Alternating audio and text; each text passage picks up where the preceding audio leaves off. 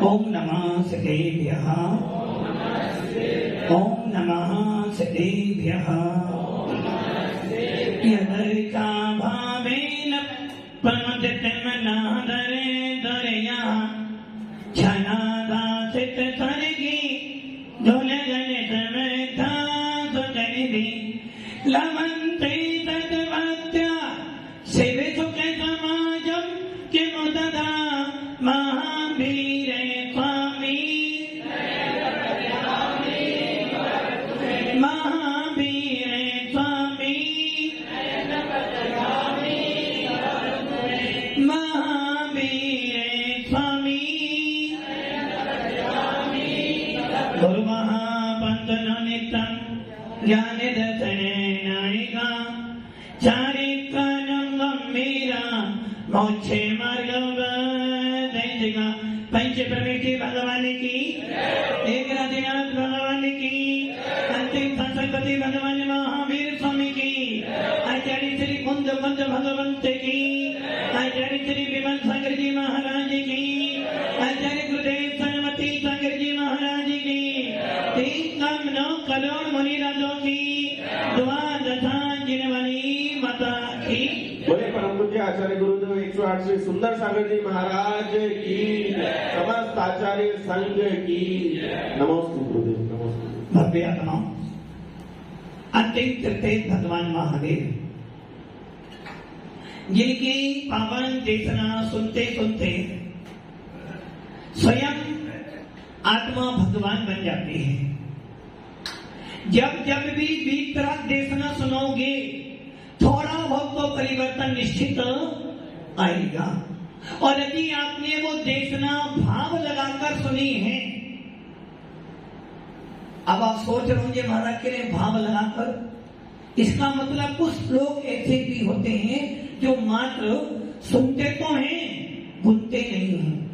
एक पशु जो होता है दिन भर खाता है, किंतु जैसे ही सूर्य अस्त हो जाता है तो खाना और क्या करता है, जो खाया था उसे ही गुनता रहता है।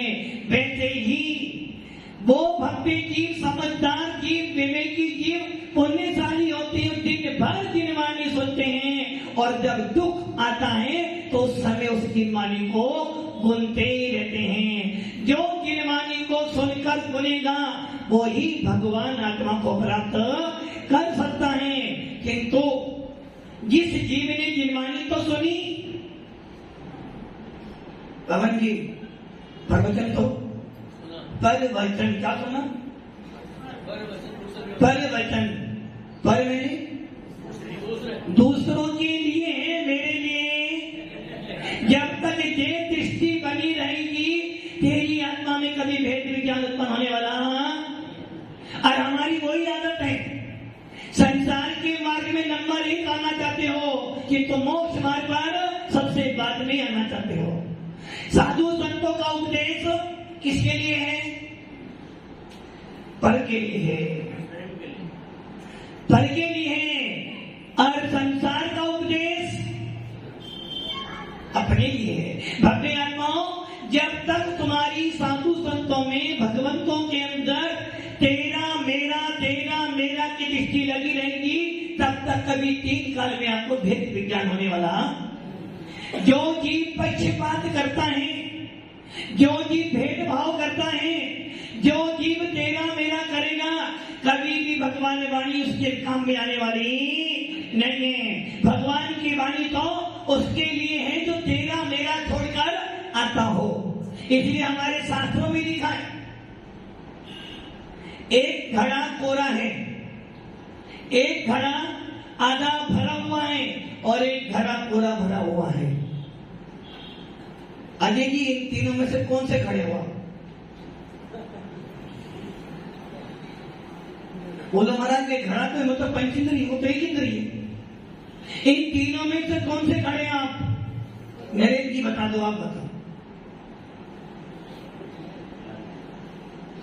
ज्ञान नहीं है। देखो, अधिक ज्ञान नहीं है तो यहाँ मेरे पास बैठने का मतलब ही नहीं। क्योंकि अज्ञानियों को मैं उपदेश दूंगा तो पूरा अज्ञानी मेरा उपदेश बर्बाद कर देगा। हमसे ज्ञान लोगे? अरे भैया मेरे में सामर्थ्य क्या मैं तुम्हें ज्ञानी बना दूं? यदि भगवान महावीर भी आ जाए तो तुमको ज्ञानी नहीं बना सकते हैं। ज्ञानी जब भी बनोगे अपने ही पुरुषार्थ से बनोगे। ज्ञान जब भी मिलेगा अपनी आत्मा से ही मिलेगा। हम तो मात्र निमित्त मात्र हैं। कर्ता बुद्धि से तुम्हें उपदेश नहीं दे रहे, कर्तव्य समझकर आपको उपदेश दे रहे हैं। हाँ मेरे जी ज्ञान है। यदि आपके पास ज्ञान नहीं है तो आप आत्मा नहीं हो, और जो आत्मा नहीं है वो कभी ज्ञान को प्राप्त नहीं कर सकती है। मैं भगवान आत्मा हूँ, मैं भगवान आत्मा हूँ। मेरे अंदर भी केवल ज्ञान की ज्योति जल रही है। मेरे अंदर भी वो ज्ञान है जिस ज्ञान के बल पर मैं भगवान आत्मा को प्राप्त कर सकता हूँ। मेरे अंदर भी वो ज्ञान बैठा है जो ज्ञान भगवान महावीर ने प्रकट किया था है। और फिर भी कह रहे हो महाराज आप हमें ज्ञान दे दो। अरे भैया मैं तुम्हें ज्ञान दे सकता तो ना जाने कितने पहले दे देता। ये भूल कभी नहीं करना। कोई हमें ज्ञानी बना नहीं सकता और कोई ज्ञानी को अज्ञानी कर नहीं सकता। जब भी कोई जीव ज्ञानी बनेगा अपने पुरुषार्थ से बनेगा, और जब भी कोई अज्ञानी बनेगा तो अपने ही कर्मों से बनेगा। मात्र हम सहायक हैं, निमित्त हैं, हेतु हैं, किंतु कर्ता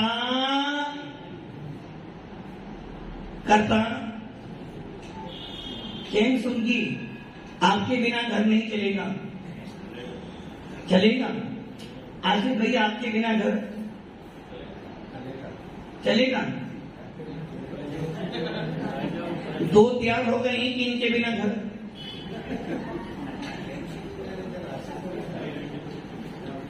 आसिफ नहीं रहोगे तो चलेगा, किंतु जीते जी चलने वाला।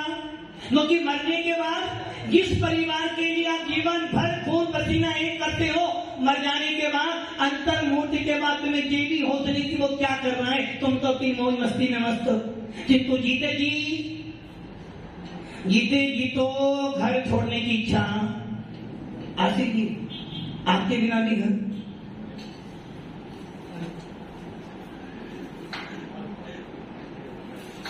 बस यहाँ जो रुद्रे हो इसका मतलब है अभी मन वचन से कह रहे हो कि तुम मन कह रहा नहीं, तेरे बिना तेरी पत्नी का काम चलने वाला, तेरे बिना परिवार नहीं चलने वाला।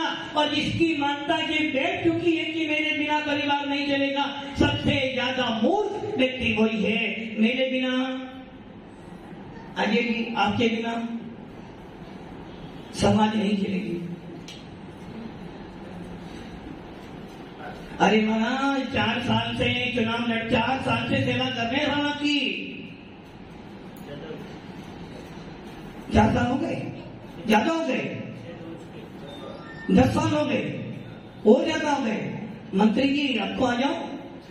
अरे महाराज जो मैंने बोया वो तो पहले काट लो। ये ध्यान रख लेना, कर्ता बनकर काम करोगे तो कभी भी निजरा नहीं कर पाओगे, और कर्तव्य समझकर काम करोगे तो घर में रहते भी साधु बन जाओगे। किंतु हमारी बुद्धि क्या बन गई और आपकी नहीं। यदि एक संघ का नायक भी ये सोच ले कि मैं इनका पालन पोषण कर रहा हूं, मेरे बिना संघ नहीं चलेगा, तो ये उसकी गलती है। प्रत्येक व्यक्ति, प्रत्येक जीव अपना अपना पुण्य लेकर आता है, प्रत्येक व्यवस्था उसके पुण्य से बनती है। हम तो मात्र निमित्त मात्र हैं, कुछ कर नहीं सकते। और यदि एक संघ का नायक ये समझ ले कि मेरे बिना गदिया जी आपके बिना बिहार नहीं होगा, तो समझे ना, तो उन्हें अपने कर्मों को आपको ये सोचे भैया बिहार तो होगा, मैं नहीं कराऊंगा तो कोई और करेगा, किंतु जितना पुण्य मैं कमा लूंगा जब जाऊंगा तो यही मेरे साथ में जाएगा। इसलिए कर्ता मत बनना, कर्तव्य करना। राकेश जी हाउसिंग बोर्ड चलना है ना, आपने श्रीमत तो चढ़ाएंगे अभी तक। राकेश जी श्रीमत चढ़ाएंगे आपने? चढ़ाओगे? हाँ महाराज, अध्यक्ष मेरे बिना तो आप जा ही नहीं सकते। बस यही करता बुद्धि हो जाएगी मेरे बिना तो महाराज। यदि आगे कॉलोनी में आना है तो सबसे पहले श्रीफल कौन चढ़ाएगा? पवन जी कौन चढ़ाएगा? सबसे पहले श्रीफल कौन चढ़ाएगा? पूरी समाज श्रीफल चढ़ा चुकी है, किंतु 2 व्यक्ति बाकी हैं। पवन जी कौन 2 व्यक्ति बाकी हैं? अध्यक्ष और मंत्री श्रीफल ना चढ़ाए तब तक महाराज जी आप कॉलोनी में सही है ना? अरे भैया, दिगंबरों के पास जाने के लिए कोई श्रीफल नहीं चाहिए। मंदिर दिगंबरों का है और साधु संत दिगंबर है, और दिगंबरों के ऊपर दिगंबरों का अधिकार है, कपड़ों वालों का अधिकार।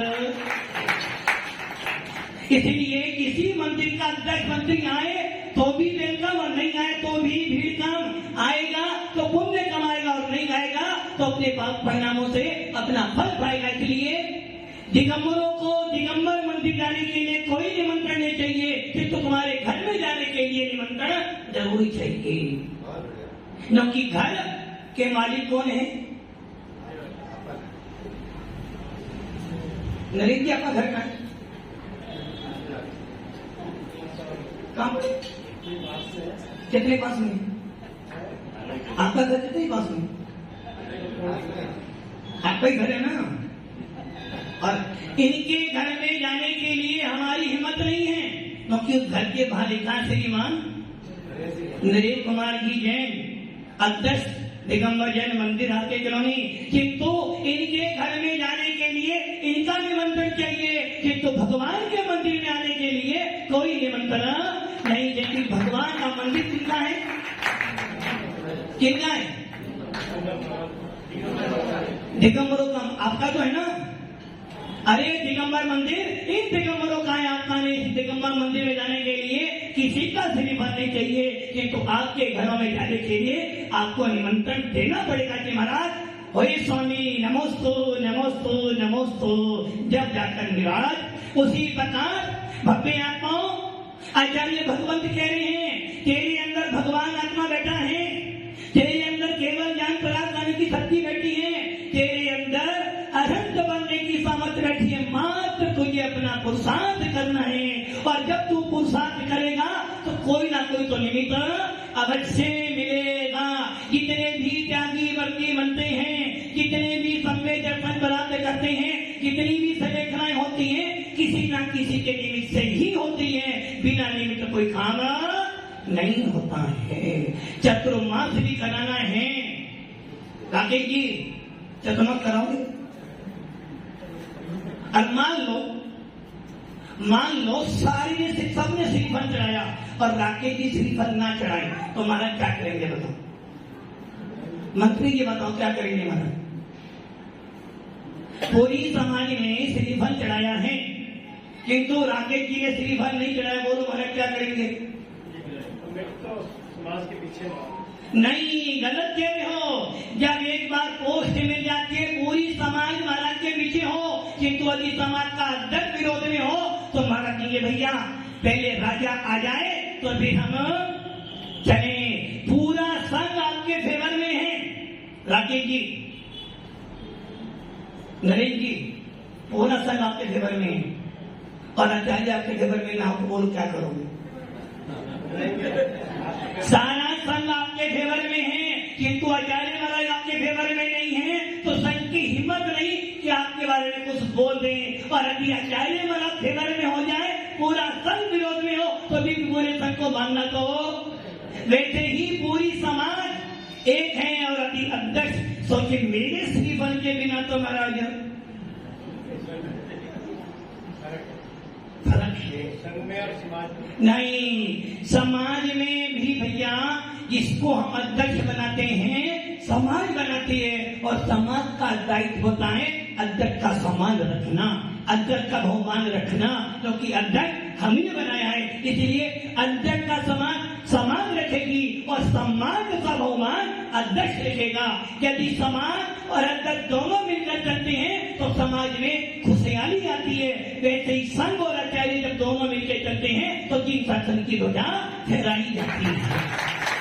भव्य आत्माओं, इसी प्रकार आचार्य भगवान कह रहे हैं, यदि तुझे ध्वजा फहरानी है, जिस प्रकार मंदिर पूरा बन जाए, शिखर बन जाए, किंतु ध्वजा ना चढ़ी हो तो मंदिर अधूरा होता है। उसी प्रकार को मुनि बन गया, छठा सातवां गुण स्थान प्राप्त कर लिया है, त्यागी व्यक्ति बन गया है, और इतनी संलेखना नहीं हुई तो तेरा जीवन अभी पूर्ण नहीं हुआ है। इसलिए भव्य आत्माओं, आचार्य समर्थ भट्ट स्वामी कह रहे थे, संलेखना कब धारण करना? उपसर्गे दुर्विच्छे जर्सी रुजायम क्या निष्पत्ति कारे धर्माए तनु विमोचन महो संलेखना मारिया। उपसर्ग आ जाए तो संलेखना धारण कर लेना। बहुत दिनों से सुन रहे थे संलेखना करना, किंतु कब करना? मरण करना, किंतु कब करना? जब उपसर्ग आ जाए। और उपसर्ग नहीं कहती हैं जिनके आने पे प्राण वचनों की उम्मीद नहीं हो। अब प्राण जा सकते हैं परिचय और उपसर्ग। परिचयों के आने पर मात्र उस वेदना होती है, किंतु उपसर्ग के आ जाने पे तो पूरे के पूरे प्राण जाने का खतरा होता है। इसलिए आचार्य कह रहे हैं, उपसर्ग के आने पर संलेखना धारण करना। और उपसर्ग कैसे होते हैं?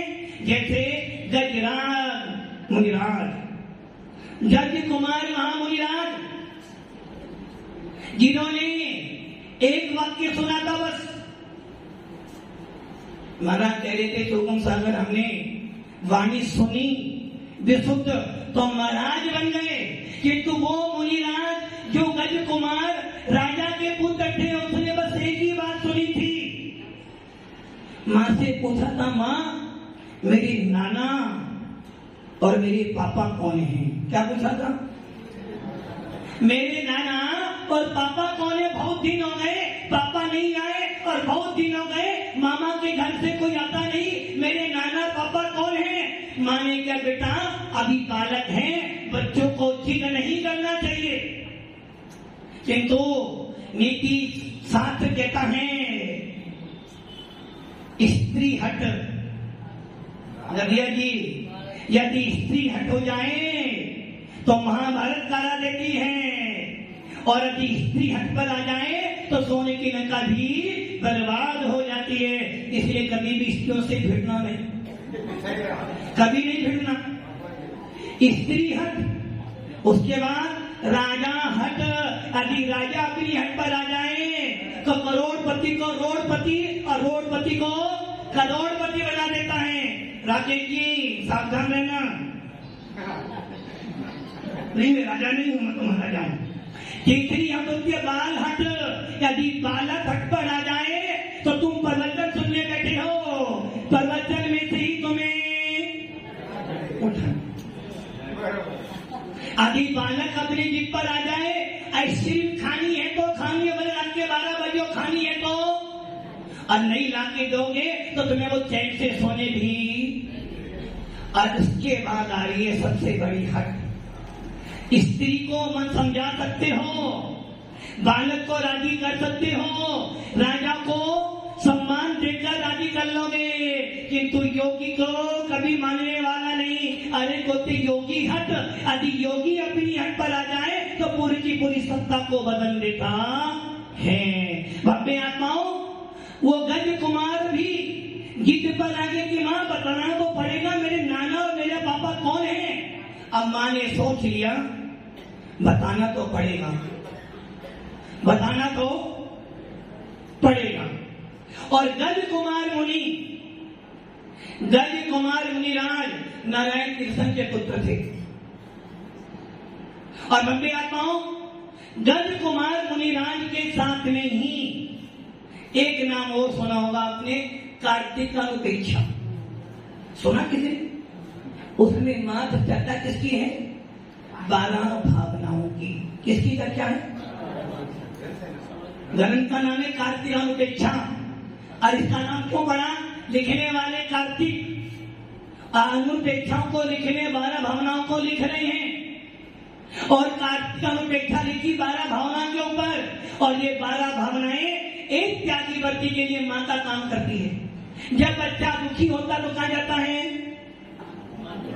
जब बच्चे को भूख किसके पास जाता है? माँ के पास जाता है। जब बच्चा भयभीत होता तो किसके पास जाता है? माँ के पास जाता है। और जब बच्चा दुखी होता है तो किसको याद करता है? नहीं, पिता का नाम नहीं लेता। 100 साल का बूढ़ा व्यक्ति भी जब दुखी होता है तो माँ को चिल्लाता है, और जब माँ की याद आती है तो उसको माँ की याद आने के बाद लगता है कि कोई तो मेरा अपना। और जब भयभीत होता है, कोई आश्चर्य की बात देखता है तो कहता अरे बाप रे, अरे बाप रे। बाप कब याद आया? जब उसने कोई अद्भुत चीज देखी। मतलब कि बाप डराने वाला काम करता है और माँ दुख से निकालने वाली काम करती है। जब बच्चा दुखी होता है, भूख लगती है, डरता है तो माँ को याद करता और माँ कहती है बेटा चिंता न कर, तेरे पीछे मैं खड़ी हूँ। और जब कोई अद्भुत वस्तु देखता है, अरे बाप रे, देखो बोलने में भारी लग रहा है। इसी प्रकार 12 अनुप्रेक्षाएं कह रही है मुनि से, हे मुनि चिंता न कर, तूने एक माँ छोड़ी थी, तेरे पास 12 माँ बैठी है। तूने एक घर छोड़ा था, तेरे पास पूरा का पूरा संसार तेरा घर है। और मुनिराज इन 12 भावनाओं को चिंतन कर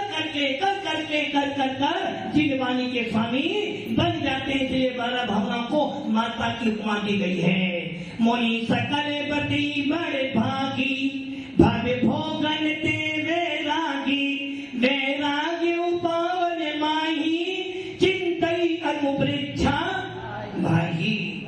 भव्य पाओ, वो कार्तिक का अनुप्रेक्षा लिखने वाले कार्तिक के स्वामी थे। गज कुमार तो वो थे जिन्होंने शादी तो की, और शादी हो जाने के बाद मुनिराज बन गए। और जब मुनि बन गए तो उस लड़की के पापा ने सोचा ये राजा का पुत्र मुनि तो बन गया, किंतु मेरी बेटी को छोड़ गया। और क्या करा? मुनिराज शुद्ध आत्मा में लीन थे, विषय कसायों से रहित थे, आत्मा का चिंतन कर रहे थे, आत्मा को आत्मा में लगाकर बैठे थे और चिंतन कर रहे थे मैं कौन हूँ? जायज स्वभावी आत्मा, शुद्धो हम शुद्ध आत्मा में पड़ती थे और चिंतन कर रहे थे कि मेरा संसार में कोई नहीं और मैं किसी का नहीं, ऐसा चिंतन कर रहे थे और भावना भा रहे थे। भाते भाते वही राजा आ गया और देखा मुनिराज ध्यान में बैठे हैं। ऐसे मुनिराज जिसने मेरी बेटी को क्रोध कथाएं आ गई और जलती हुई सिकड़ी मुनिराज के सिर पर। अच्छा मान लो हाँ भैया, अभी ऐसी स्थिति तुम्हारे सामने है तो तुम क्या करोगे? क्या करोगे? चिल्लाओगे? नहीं चिल्लाओगे? तो आप घर पे जाके देखना मैडम तुम्हारे सामने से काम करने लगे। अरे तुम्हें दुख होता है, चिल्लाते हो, रोते हो, अपनों को याद करते हो। और मुनिराज ने क्या किया? देख लिया कि सर पर सिगड़ी जल रही है, अब समय आ गया है किसका? दिन रात मेरे स्वामी मैं भावना जिबाऊं, देहांत के समय में। क्या कह रहा है? किनको ना बोल जाऊं? गलत बोल रहे हो। मेरी छत्र छाया भगवान मेरे सिर पर हो, मेरा अंतिम मरण समाधि मेरे बल पर। भगवान बचाने नहीं आएगा, गुरु बचाने नहीं आएगा, कोई त्यागी वर्ती बचाने नहीं आएगा, बचना अपने आप है। वो तो खड़े हैं, वो तो खड़े हैं, कहने बेटा कर आगे बढ़। सुन रहे थे ना? आगे नंगा कर दिया महाराज ने 2 घंटे में, 2 घंटे में नंगा कर दिया। कपड़े भी छीन लिए, कपड़े लाए थे वो भी छीन लिए महाराज ने तो। और महाराज क्या भैया, अभी तो तेरे माता पिता थे और वो भी तेरे चले गए, अभी तो तू बोल सकता था मम्मी पापा ये खाना है, अब 2 घंटे में तुझे तो महाराज बना दिया, पालन तो तेरे को ही करना है। हंस के कर तो भी पालन करना है और रो के कर तो भी पालन करना है। हंस के करेगा तो ये कार हो जाएगी और रो के करेगा तो आए है कर मरेगा। मोनी राज चिंतन कर रहे थे, सिर पे सिगड़ी जल रही है और आत्मा में आनंद ले रहे थे। सिगड़ी जली और तुरंत भाव बना लिए, बस अब मैं सलेखना धारण करता हूँ, चारों प्रकार के हर पानी का त्याग करता हूँ, कसायों का त्याग करता हूँ, राग देश का त्याग करता हूँ और लीन हो गई आत्मा में। शरीर जल रहा था कि तुम राज सेनी पर चढ़ रहे थे। इसे कहते हैं संलेखना, इसे कहते हैं मृत्यु महोत्सव। कब लेना? जब उपसर्ग आ जाए। कार्तिक के स्वामी माँ से पूछ रहे, माँ बता मेरे नाना पापा कौन है? बालहट माँ ने रोते रोते बोल दिया, बेटा अभी तेरी सुनने की सामर्थ है तो दिल मजबूत कर लेना अपना। यदि तेरी सामर्थ सुनने के दिल मजबूत कर लेना, तेरे नाना और तेरे पापा दोनों एक हैं। बात समझ आ गई?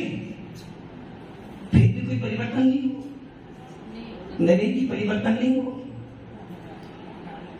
माँ कह रही है तेरे नाना और पापा एक, इसका मतलब क्या हो गया कि बाप ने ही अपनी बेटी से विवाह किया।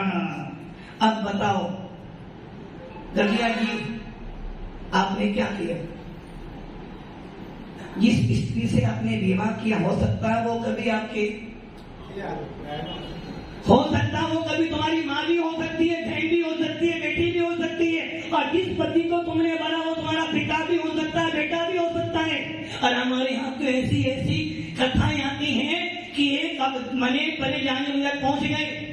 एक सेठ सुनार, जो उस हमें सुनार था, बैठा हुआ गूंगा बनकर। मुनि राम के सकते ये गूंगा महाराज बोलता नहीं है। महाराज कह रहे हैं ये गूंगा नहीं है, नाटक कर रहा है, क्योंकि ये जानता है कि जिस बेटे के घर में ये पैदा हुआ ये कभी उसका बाप था और आज अपनी ही पुत्र बधू के यहाँ बेटा बनकर पैदा हुआ है। ये कैसे बोले कि ये मेरी माँ है? तो ये ध्यान रखना, वो कार्तिक के स्वामी ने इतना सुना कि मेरे नाना और मामा एक हैं, उसी क्षण मुनिराज बन गया। और हम महाराज जी अब जो मिला है फिर न मिलेगा, कभी नहीं कभी नहीं। महाराज जो मिली है ना, जो मिली है पहली बारी मिली है, इससे पहले कभी मिली नहीं है।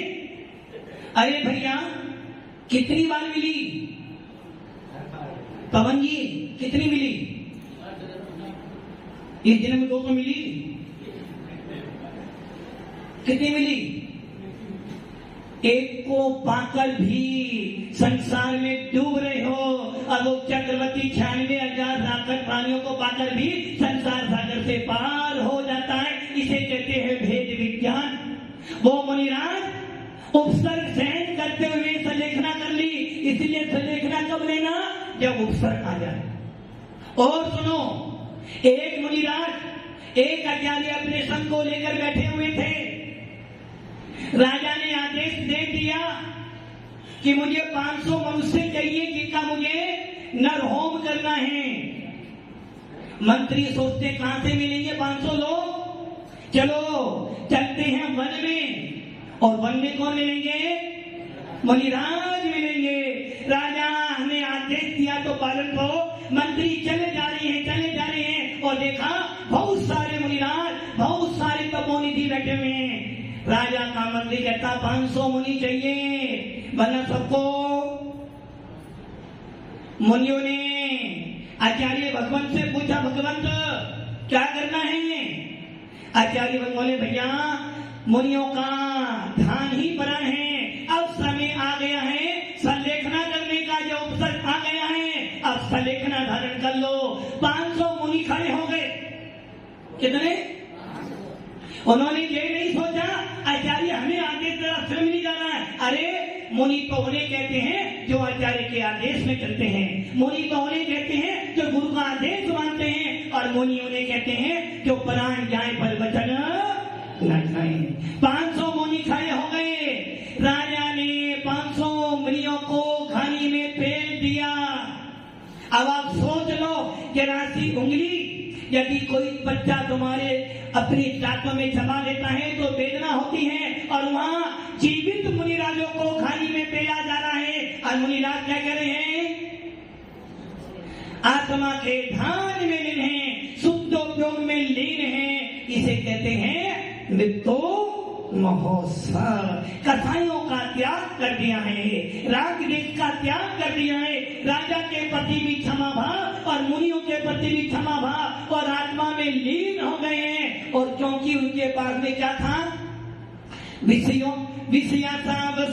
तो निरारंभो परिग्रह ज्ञान ध्यान तपोदस्त तपस्वी से, जिसे आप हिंदी में बोलते ना, विषयों की आशा नहीं जिनके सामने भारे धन रखते हैं, निज बल के निज साधन में जो निज दिन तट पर तरते तप सैल नदी तट पर जरूर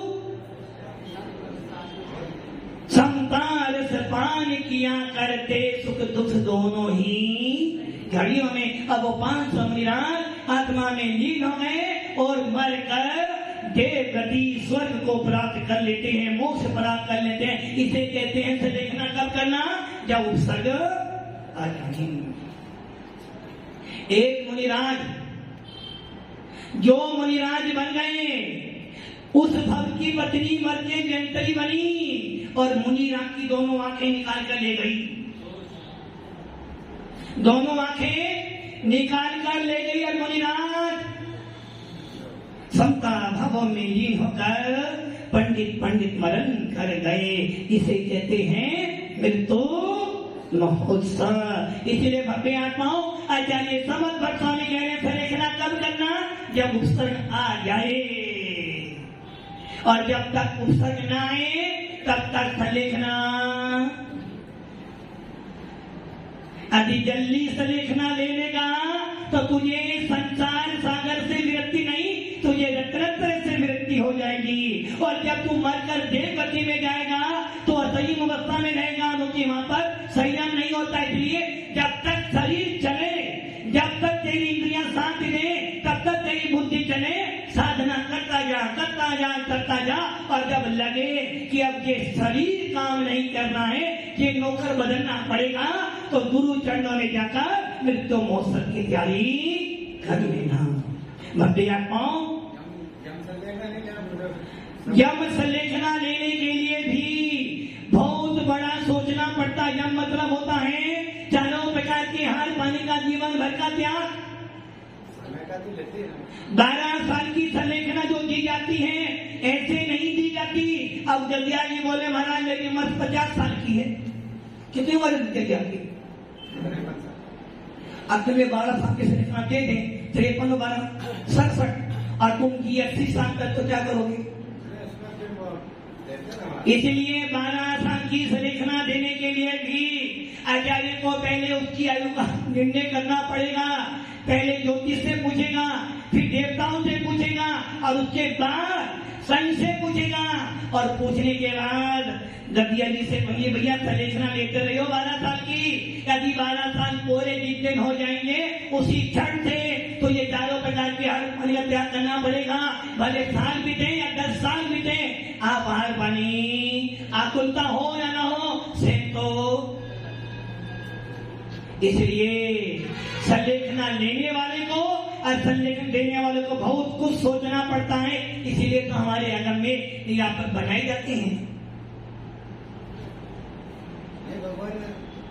जैसे आप बता रहे हो, जैसे उनकी वो हो जावे, उपसर्ग आवे तभी सलेखन। उपसर्ग जब आए तो वो उपसर्ग, जब तक ये उपसर्ग शांत न हो, मेरा सलेखना का नियम यदि शांत हो गया, बच गया, तो रत्न का पालन करूंगा, नहीं तो समाधि मरण करके मोक्ष को प्राप्त कर ही लूंगा। इसलिए भव्य आत्माओं, जब जब उपसर्ग आ जाए, सलेखना धारण कर, गाड़ी से जा रहे हो, सामने से ट्रक आ रहा है, अरे अब मैं क्या करूंगा, बचाओ बचाओ, नियम कर लेना। यदि उपसर्ग आ गया है, घटना घटने वाली है, बचुआ तो घर जाऊंगा, नहीं तो यहीं बैठकर नमोकार मंत्र का पूर्वक चारों प्रकार के हार पानी का त्याग कर समाधि मरण कर लूंगा। यदि ऐसा करते हो तो समझना 2-4 घर में ही सिद्ध भगवान बन जाओगे और हाय हाय करके मरोगे तो चारों गतियों में घूम घूम कर वापिस आ जाओगे। इसलिए जीवन में सूत्र बना लो, हाय हाय करके नहीं मरूंगा, जय जयकार करके मरूंगा। इसे कहते हैं मृत्यु महोत्सव। और मृत्यु महोत्सव जो करना चाहता है उसे महाव्रती तो बनना पड़ेगा, मुनि तो बनना पड़ेगा, आरिका तो बनना पड़ेगा, क्योंकि मुनि और आरिका ही महाव्रती होते हैं और जो महाव्रती होते हैं वो ही संलेखना करते हैं। अनुवर्तियों को भी महाव्रत धारण करने पड़ते हैं, क्षुल्लक एजक को भी महाव्रत धारण करने पड़ते हैं, जब जाकर उनका पंडित मरण होता है। और जो पंडित मरण करते हैं वही पंडित मरण कर सकते हैं। तो भव्य आत्माओं, जिन शासन मिला है, आत्मा का धर्म मिला है, संलेखना तो राकेश जी संलेखना तो नरेश जी आपको वो कह रहे हमारा सोच समझ कर बताऊंगा, जल्दी नहीं। अभी तो आपने बोला, अभी तो मैं अच्छा उपसर्ग आएगा तो संलेखना करूंगा, नहीं तो नहीं करूंगा। वाह भाई, अभी तो मात्र आपने उपसर्ग आ सुना है, अभी तो और बातें बाकी है। भव्य आत्माओं, जब लगे मेरी कसाएं बढ़ रही हैं, जब लगे शरीर साथ नहीं दे रहा है, और जब लगे कि बस अब ये नौकर बदलने वाला है, तुरंत अनंत सिद्ध आचार्यों का नाम लेकर संलेखना धारण कर लेना और मोक्ष मार्ग पसंद करना। ओम नमः सिद्धेश्वराय।